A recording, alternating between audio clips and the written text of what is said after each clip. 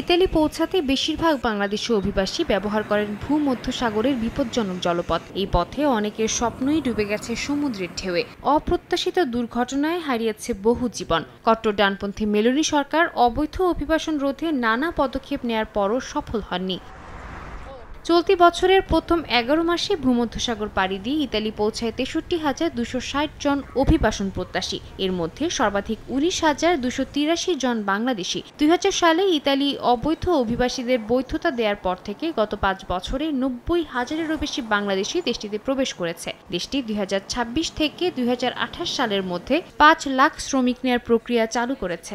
এই কোটায় আবেদন করতে ৭ ডিসেম্বরের মধ্যে ফর্ম পূরণ করতে হবে। প্রবাসী বাংলাদেশিরা সতর্ক করে বলেছেন, অবৈধ পথে না এসে বৈধভাবে আসাই সঠিক। যারা বাংলাদেশ থেকে ভূমধ্যসাগর পাড়ি দিয়ে ইতালিতে আসার জন্য চেষ্টা করতেছেন, আমি তাদেরকে অনুরোধ করব আপনারা এই পথ পরিহার করেন।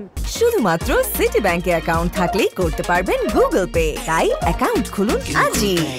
ইতালি সরকার এই অবৈধ অভিবাসীদের ঠেকানোর জন্য সরকারিভাবে বৈধভাবে আসার সুযোগ করে দিচ্ছে।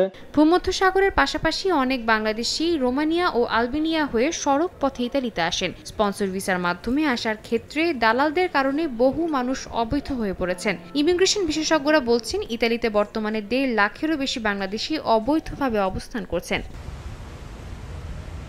বাংলাদেশ সহ ২২টি দেশকে নিরাপদ দেশ হিসেবে ঘোষণা করেছে ইতালি। ইউরোপীয় ইউনিয়নও অবৈধ অভিবাসন নিয়ন্ত্রণে বাংলাদেশ ও মিশরকে নিরাপদ দেশ ঘোষণা করার প্রস্তাব বিবেচনা করছে।